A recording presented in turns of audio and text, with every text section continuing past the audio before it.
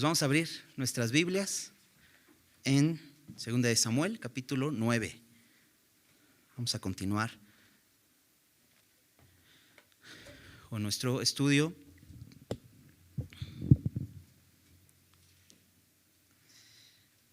Y bueno, vamos a iniciar con una oración para poner este tiempo en manos de Dios. Señor, muchas gracias porque eres bueno, Dios, y nos permites conocerte, Señor. Gracias, Señor, por este tiempo. Gracias porque podemos sentarnos a tus pies a escuchar tu palabra, Señor. Y queremos pedirte, Señor, que abras nuestro entendimiento y nuestro corazón para hablar en nuestras vidas lo que quieres hablar esta noche, Señor. Por favor, quita toda distracción, Señor. Permítenos estar concentrados solo en ti, Señor, por favor. Y haz tu obra en nuestras vidas, Señor, mientras escuchamos tu palabra, Señor, mientras leemos. Que tu Espíritu Santo, Señor, nos enseñe y seas tú, Señor, el que hagas la obra, Señor. Te lo pedimos en el nombre de Jesús. Amén.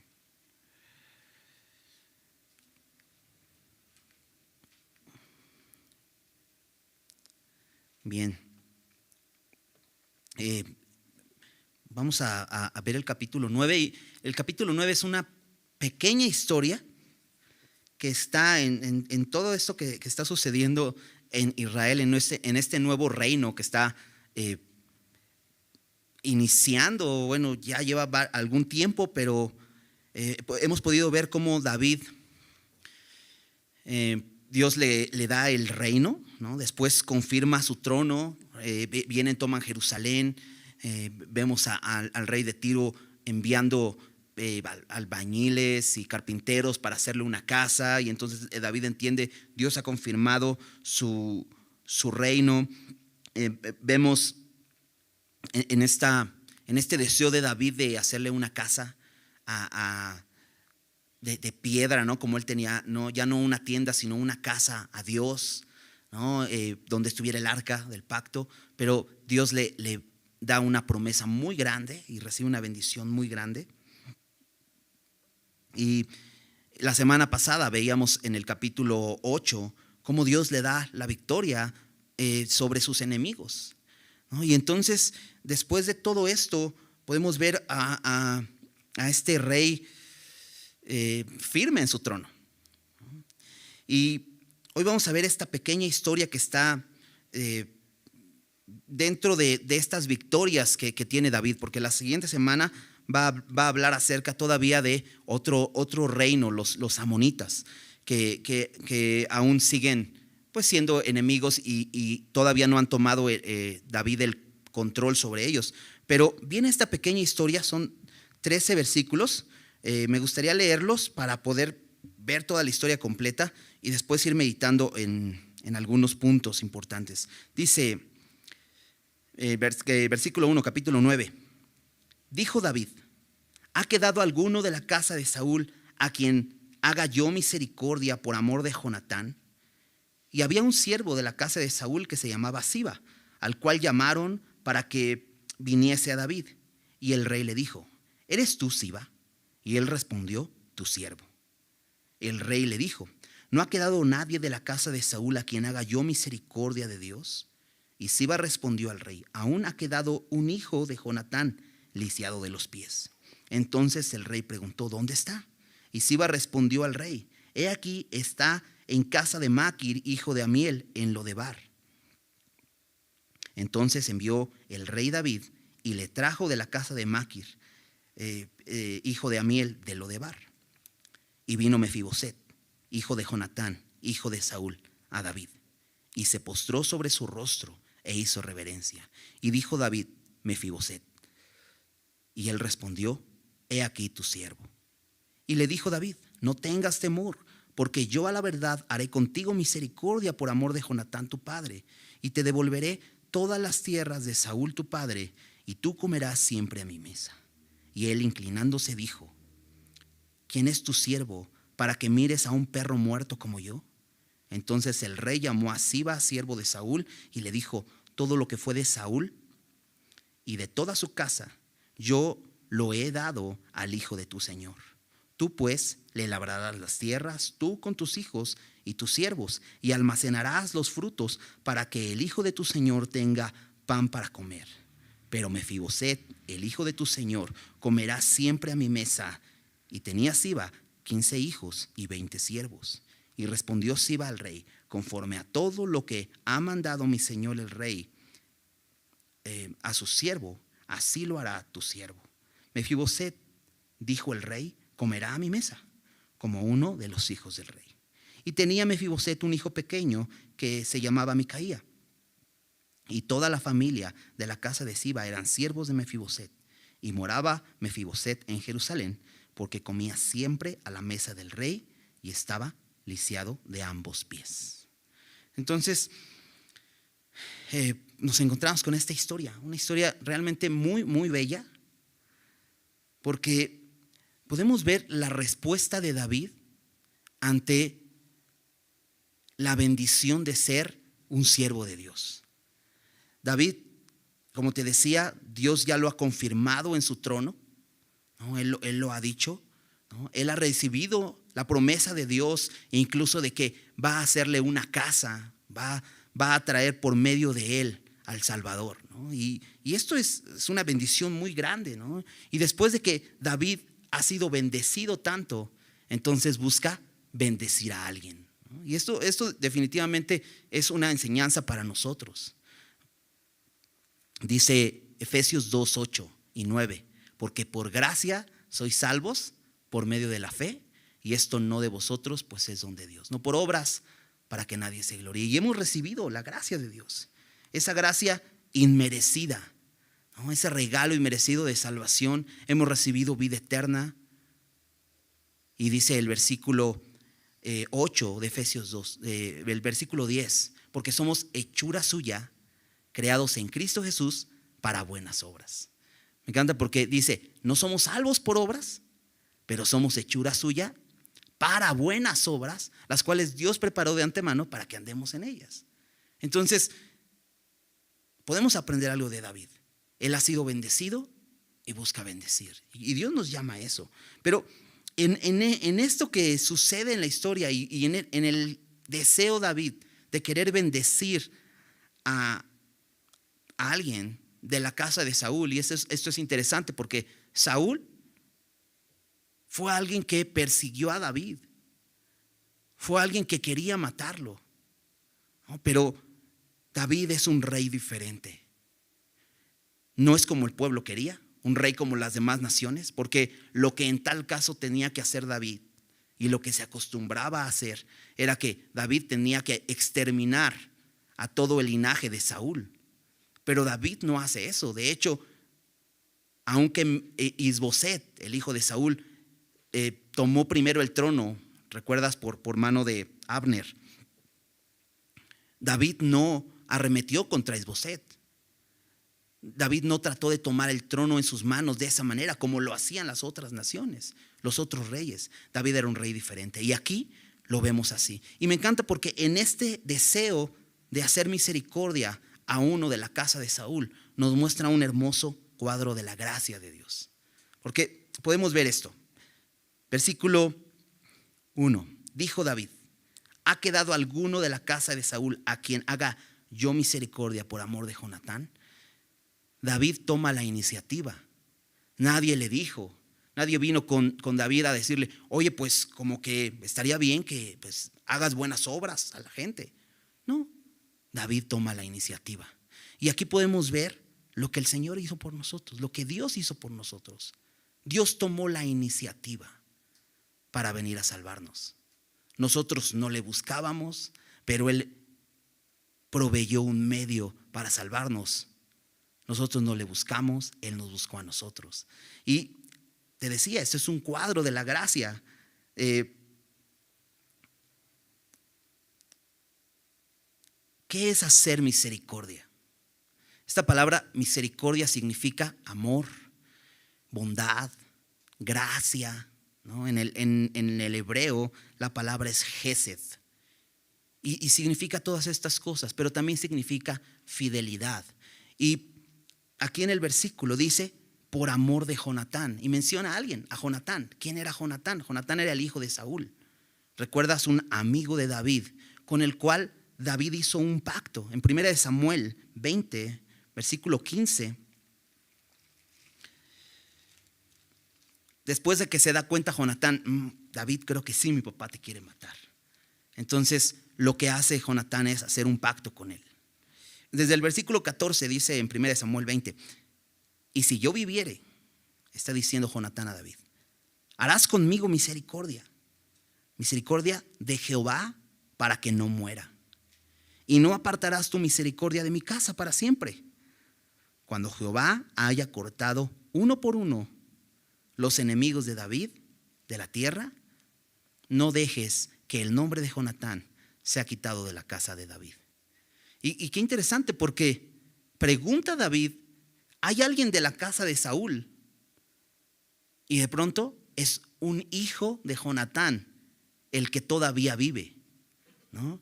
Y mayor aún, ¿no? Y David quiere hacer misericordia, pero te decía, esta palabra misericordia es amor, es bondad, pero también es fidelidad, porque David había prometido.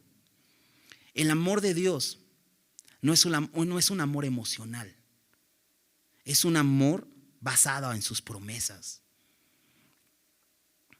Lo que Dios ha hecho por nosotros de tomar la iniciativa para venir a salvarnos, a pesar de que nosotros no le buscábamos, es algo que Él prometió, porque nos ama.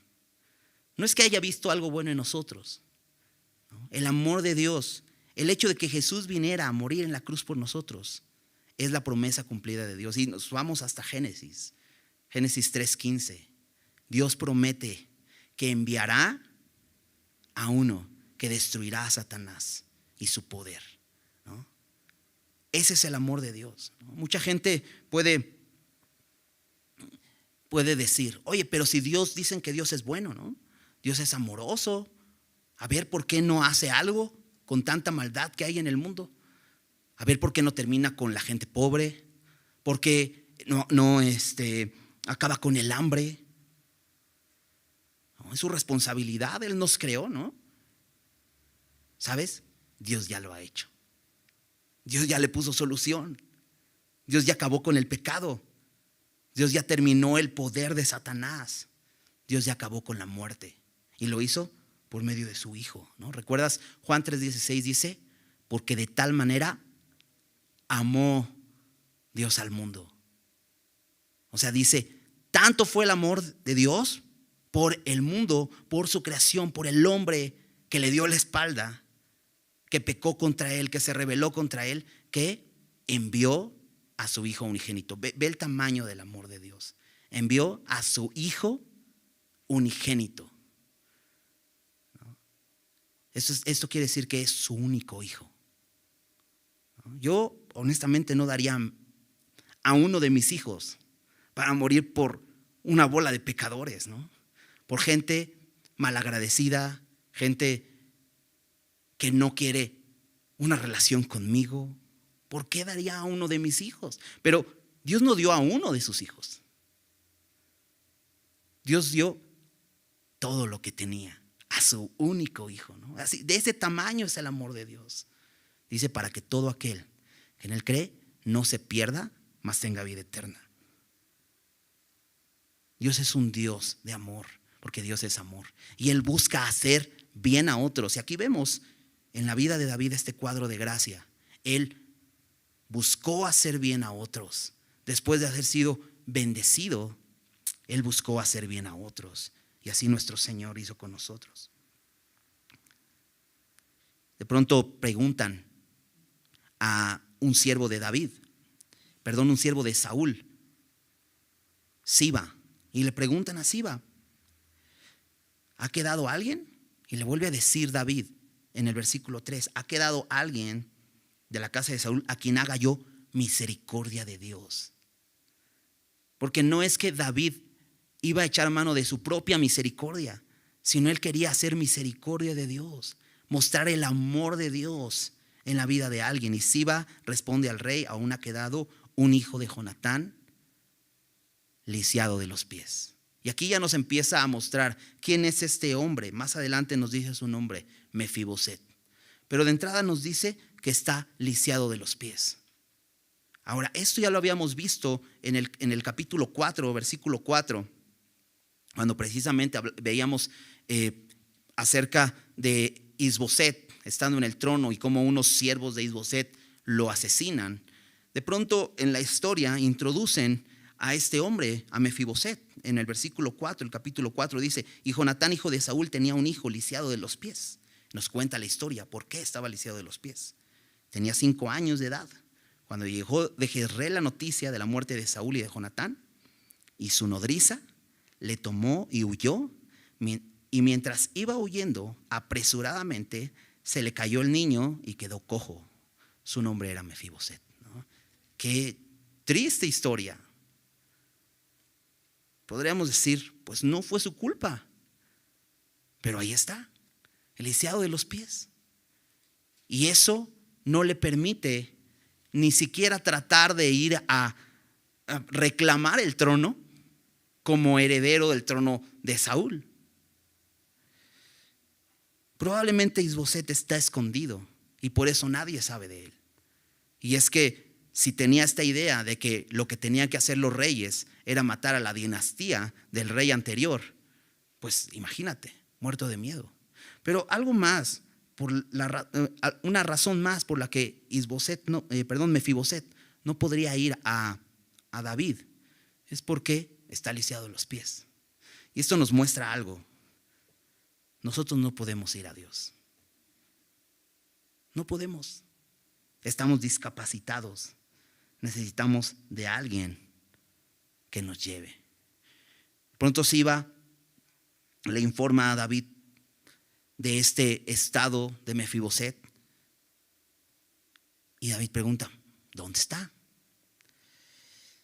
Y Siba respondió: he aquí está en casa de Maquir, hijo de Amiel, en Lodebar. Y de entrada nos deja ver la condición un poco de Mefiboset. Está en casa de Maquir, quiere decir que no está en su casa, porque es un hombre que no tiene casa. Y por la condición física que tiene, no puede trabajar, no tiene su propia casa, vive en otra casa. Nos dice algo más, que está en Lodebar. Y Lodebar es muy interesante, significa lugar sin pastos. Y esto nos lleva a considerar que el estado de Mefiboset era un estado de sequía, un lugar sin pastos, es un lugar seco.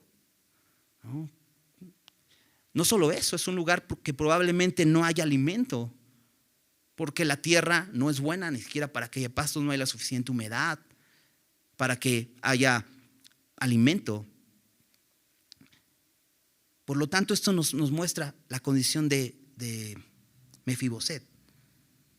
Es un hombre discapacitado que vivía en casa de otro, en un lugar donde no hay alimento, donde hay hambre, donde hay insatisfacción. Además, Mefiboset significa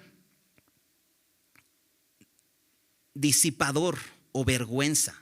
Bueno, ambas palabras, Mefi, disipador, y Boset, vergüenza, ¿no? Y disipador es alguien que derrocha, alguien que desperdicia, ¿no? Y dices, bueno, pues ves a un hombre lisiado de los pies, no podría ser un hombre realmente derrochador. ¿Cómo podría hacerlo? Pero nos podemos identificar ahí. Porque realmente nosotros somos así. Nosotros avergonzamos con la vida que llevamos sin Dios y derrochamos las bendiciones de Dios. De hecho, en 1 Crónicas 8 menciona también al hijo de Jonatán, pero ahí lo llama Meribaal. Y Meribaal significa rebelión.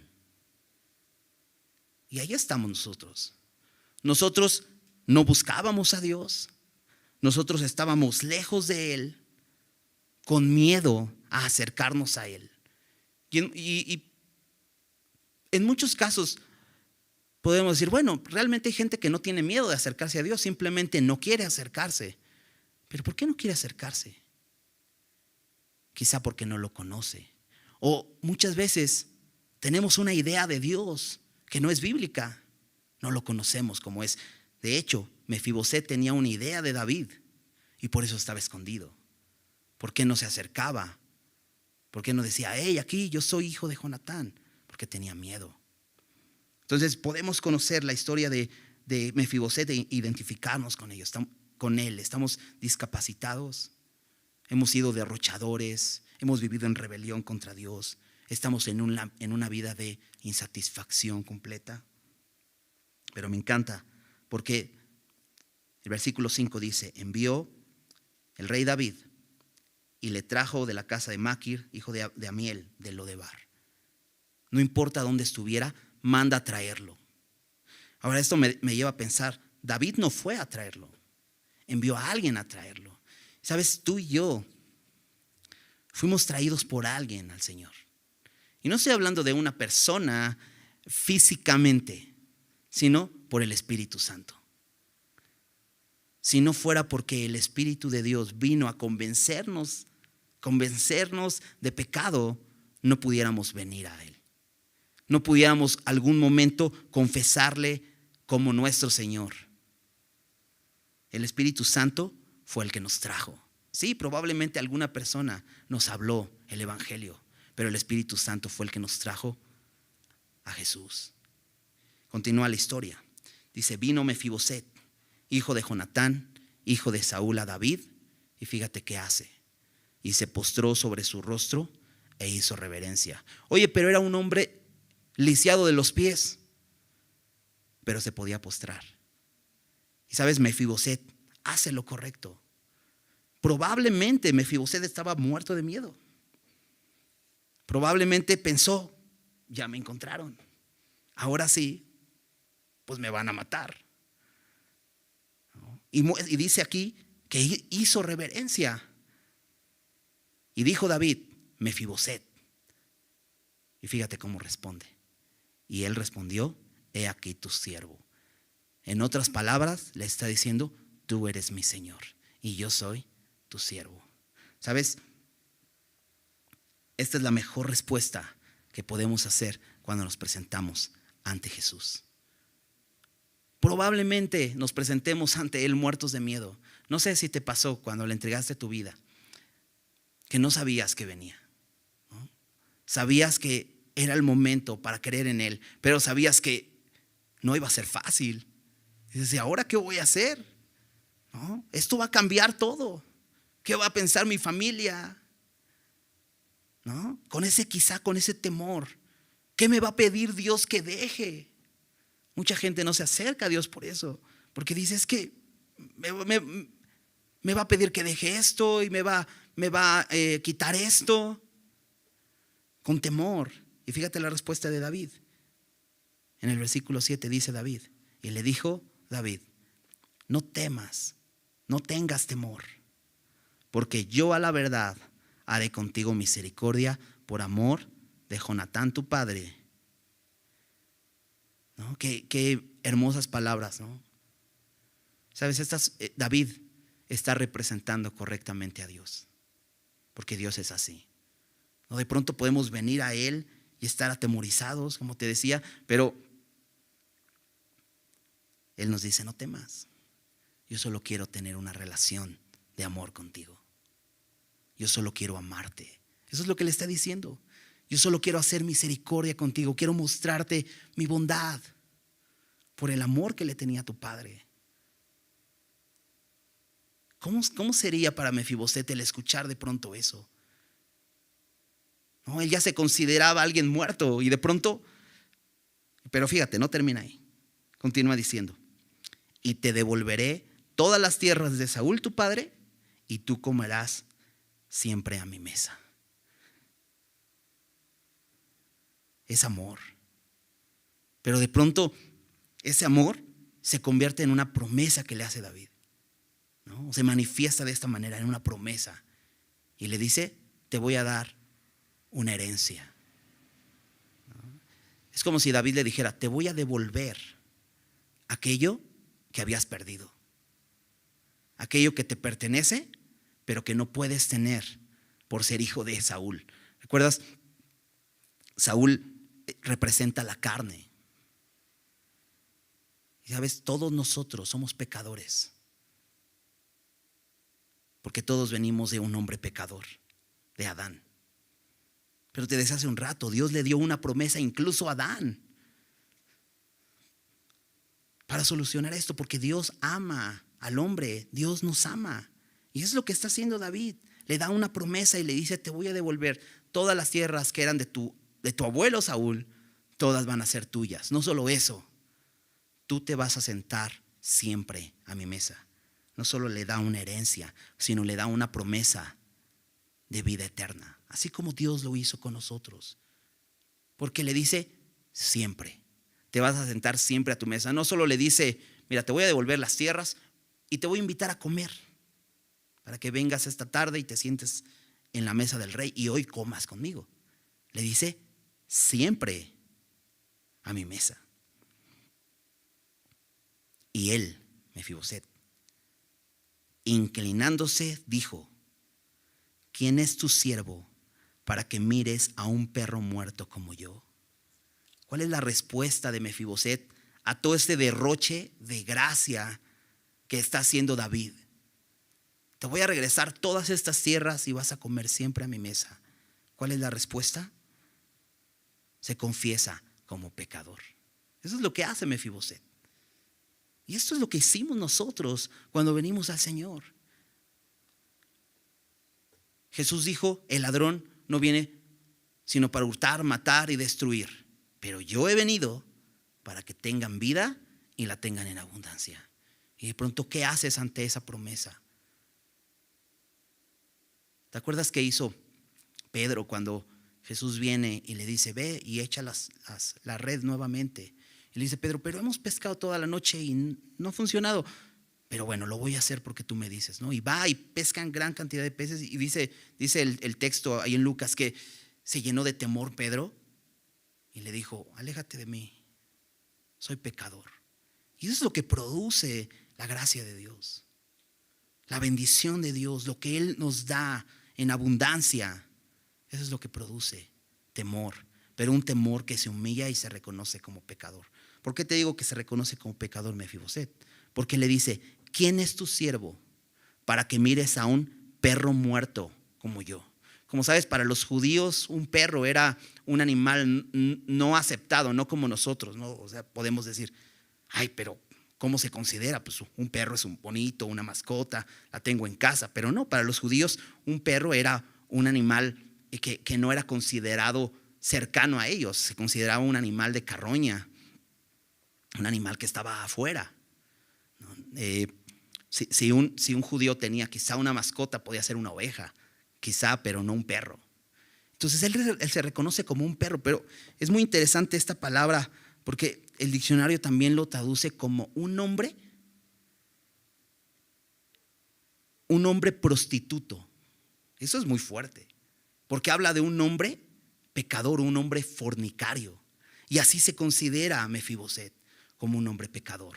Pero no solo se considera como un perro, sino que se considera como un perro muerto. Y la Biblia dice que nosotros estábamos muertos en nuestros delitos y pecados. Y todo aquel que no ha recibido la vida de Cristo, el regalo de vida eterna en Cristo Jesús, está muerto en sus delitos y pecados. Pero al regalo de Dios, a este ofrecimiento de la gracia, lo que nos queda reconocer es: Señor, soy como un perro muerto, soy un hombre pecador. Y eso es lo que hace Mefiboset. Pero sabes, en esta confesión hay humildad. Y reconoce Mefiboset: pues podré ser el hijo de Jonatán, pero no soy nadie, ¿no? Y le dice: ¿quién es tu siervo? ¿Cómo es que has puesto tus ojos en mí para bendecirme? ¿Cómo es que me escogiste a mí? Y es una pregunta que nunca vamos a poder responder nosotros. Dios tiene la respuesta. Pero podemos preguntarle: ¿quién soy yo? ¿Por qué has decidido amarme así? Y es por quién Él es, porque Él es amor. Te decía, ¿no? El hombre pecó desde un principio y Dios amó tanto al hombre que desde un principio, desde antes de la fundación del mundo, dice la Biblia, Él ya había destinado a su Hijo para la salvación del hombre, ¿no? Eso está increíble. Ese es el amor de Dios. Dice el versículo 9. Entonces el rey llamó a Siba, siervo de Saúl, y le dijo.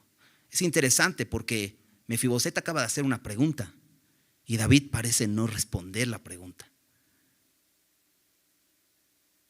Como que David interrumpe a Mefiboset y no lo deja seguir hablando. Y recuerdo esta historia que cuenta Jesús acerca de el hijo pródigo. ¿Te acuerdas que este hombre que tenía 2 hijos? Y estos 2 hijos estaban en casa de su padre y uno de ellos le dice, dame la parte de mis bienes. Y entonces el padre se los da y él se va y vive perdidamente. Y estando en su miseria, estando anhelando comer comida de cerdos. Recuerda, en casa de mi padre hay abundancia de pan y yo aquí me muero, me estoy muriendo de hambre, voy a ir. Y entonces toma la decisión, se levanta y va hacia la casa de su padre. Y vemos esta escena como el hijo va acercándose y de lejos el padre lo ve y sale corriendo y se le cuelga del cuello, ¿no? Increíble. Cuando el padre podría estar indignado, este hijo rebelde seguramente va a venir y se va a humillar a pedirme, ¿no? Este hombre ama a su hijo, ¿no? Y va y se le cuelga sobre su cuello. Y entonces el hijo empieza a hablar. Padre, he pecado contra el cielo y contra ti. Y había planeado decirle muchas cosas cuando de pronto el padre dice, traigan un anillo y tráiganle ropa nueva y tráiganle calzado y todo así. Y de pronto es así Dios, ¿no? De pronto empezamos a decirle todo lo que hemos hecho y de pronto nos encontramos vestidos con una ropa real, ¿no? O sea, de rey, sentados a su mesa como Mefiboset, es lo que le prometió. Y de pronto, ¡pum!, interrumpe David la pregunta de Mefiboset y dice, entonces el rey llamó a Siba, siervo de Saúl, y le dijo, todo lo que fue de Saúl y de toda su casa, yo lo he dado al hijo de tu señor. David no solo hace promesas, sino lo cumple. Y Mefiboset está viendo todo eso. Y dice, tú pues le labrarás las tierras, tú con tus hijos y tus siervos, y almacenarás los frutos para que el hijo de tu siervo tenga pan para comer. Pero, me encanta este pero, porque dice, pero Mefiboset, el hijo de tu señor, comerá siempre a mi mesa. Oye, pero pues iba a tener para comer, ¿no era suficiente? No, David quería tener una relación con Mefiboset. ¿Sabes? Dios nos puede dar cosas físicamente, ¿no? Bendiciones materiales. Pero ¿sabes cuál es lo más importante que Él quiere darnos? Una relación con Él. Y dice, y tenía Siba 15 hijos y 20 siervos, suficientes para cuidar estas tierras de Mefiboset. Y versículo 11, y respondió Siba al rey, conforme a todo lo que ha mandado mi señor el rey, a su siervo, así lo hará tu siervo Mefiboset, dijo el rey, comerá a mi mesa como uno de los hijos del rey. De pronto es muy reiterativo esto, ¿no? O sea, David insiste, ¿no? Ya lo dijo en el versículo 7, lo dijo en el versículo 10, lo dijo en el versículo 11 y lo va a decir también en el versículo 13. Y es que David quiere que quede claro, quiero que Mefiboset esté a mi mesa, pero fíjate cómo lo dice aquí, como uno de los hijos del rey. ¿Sabes qué recibió además Mefiboset? Aparte de la herencia, aparte de garantizarle tener comida todos los días a la mesa del rey, le dice, será tratado como uno de los hijos del rey. Le da una familia. ¿Dónde estaba Mefiboset? En Lodebar, en un lugar donde no había comida, en la casa de alguien más, necesitado, lisiado de los pies, y de pronto se encuentra de un momento a otro, está a la mesa del rey como uno de los hijos del rey. Eso es lo que Dios ha hecho con nosotros. Por eso dice Juan 1:12, mas a todos los que le recibieron, a los que creen en su nombre, les dio potestad de ser hechos hijos de Dios. Ahora estamos a su mesa. Hoy hemos venido a ser parte de su familia. Comemos de lo que Él nos da. Y Él es un rey. ¿Te imaginas? Cada día tenemos un manjar delante de nosotros. Diría David en el Salmo 23, aderezas mesa delante de mí. Y eso es, pones un manjar delante de mí cada día.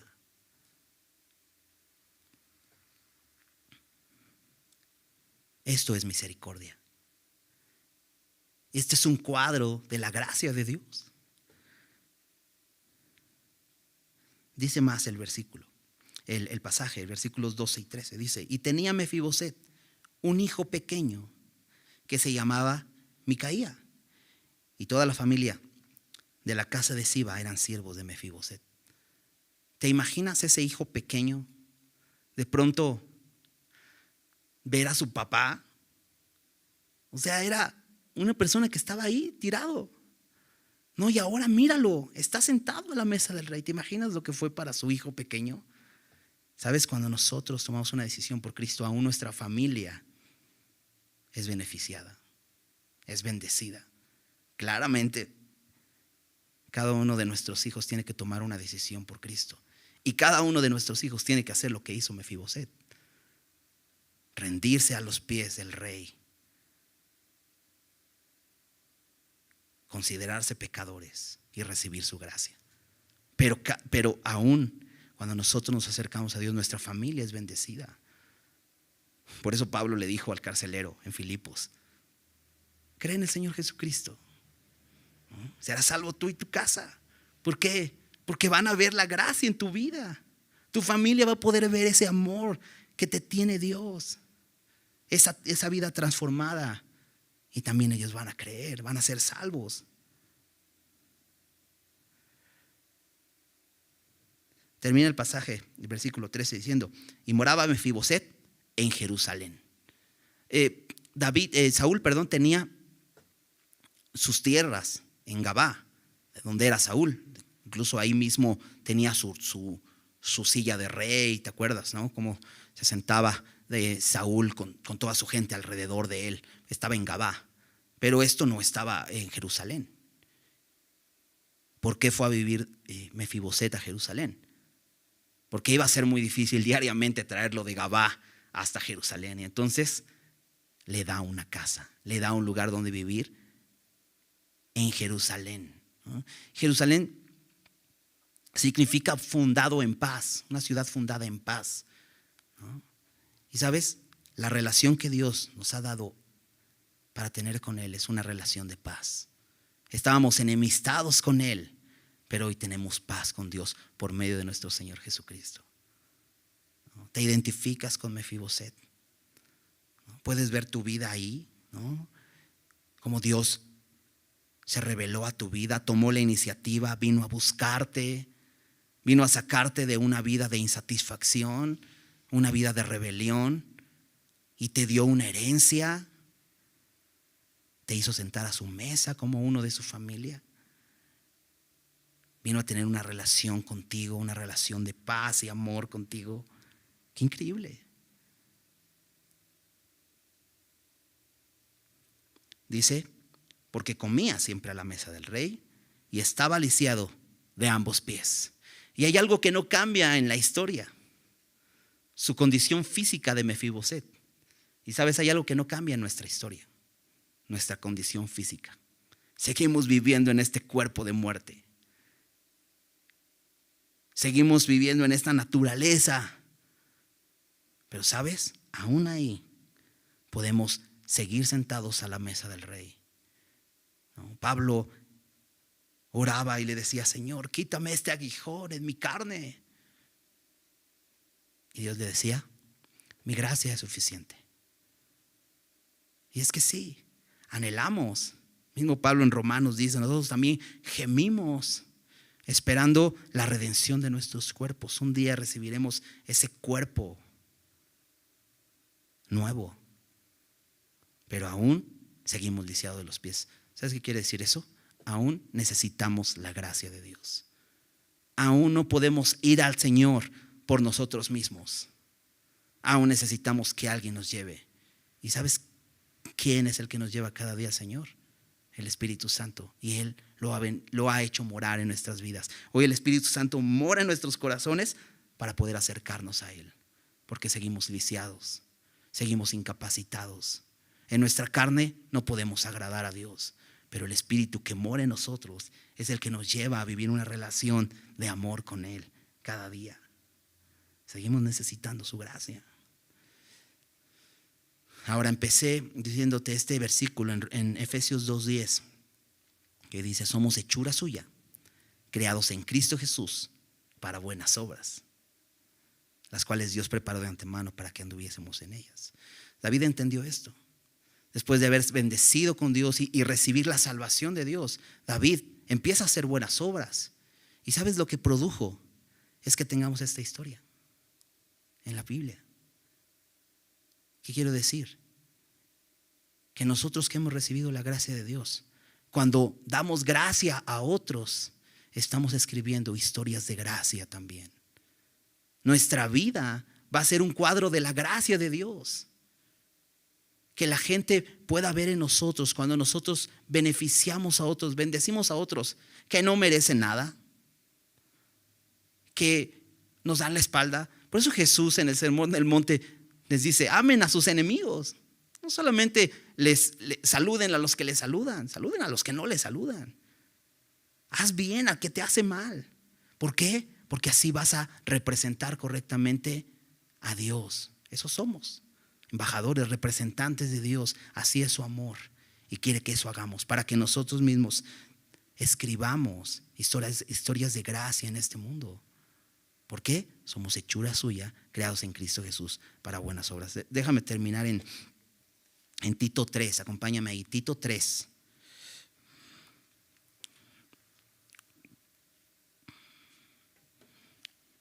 Versículo 3.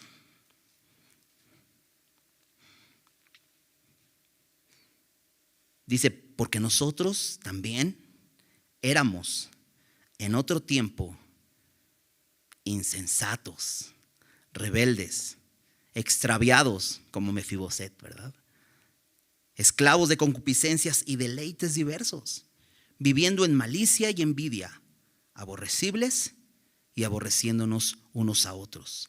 Pero cuando se manifestó la bondad de Dios nuestro Salvador, ¿te acuerdas qué significaba misericordia? Esta palabra Gesed, bondad. Cuando se manifestó la bondad de Dios nuestro Salvador y su amor, también significaba esto: amor para con todos los hombres, nos salvó. No por obras de justicia que nosotros hubiésemos hecho, porque estamos lisiados, somos discapacitados, no podemos hacer nada bueno en nosotros. No por obras de justicia que nosotros hubiésemos hecho, dice, sino por su misericordia. Esto habla del amor de Dios, por el lavamiento de la regeneración y por la renovación en el Espíritu Santo. Fíjate cómo dice el versículo 6, el cual derramó en nosotros abundantemente por Jesucristo nuestro Salvador. Es lo que te decía. ¿Cómo es que podemos hoy, cada día, tener una relación de amor con Dios? Porque Él derramó su amor en nosotros por su Espíritu Santo que nos fue dado. Él derramó en nosotros su Espíritu Santo abundantemente por Jesucristo nuestro Salvador. Fíjate versículo 7. Para que justificados por su gracia viniésemos a ser herederos como Mefiboset. Herederos conforme a la esperanza que está en Jesús. Y entonces Pablo dice a Tito: palabra fiel es esta, y en estas cosas quiero que insistas con firmeza, para que los que creen, ¿tú crees? ¿Has creído en el Señor Jesús? ¿Eres hijo de Dios por la fe en Él? Dice: para que los que creen en Dios procuren ocuparse en buenas obras. ¿Te das cuenta? Hemos recibido toda esta gracia. Hemos venido a ser parte de su familia. Somos bendecidos. ¿Qué nos llama el Señor a hacer? A ocuparnos en buenas obras. Estas cosas son buenas y útiles a los hombres. ¿No? Este es lo que Dios nos pide que hagamos, ¿no? Escribir una historia de gracia, reconociendo lo que Él ha hecho en nosotros. Y entonces respondamos mostrando la bondad de Dios a la vida de otros, llevándolos a Cristo, mostrándoles el amor de Dios. ¿Cómo? Pues aquí vemos el ejemplo de David, haciendo bien, ¿no? Vamos a hacer una oración.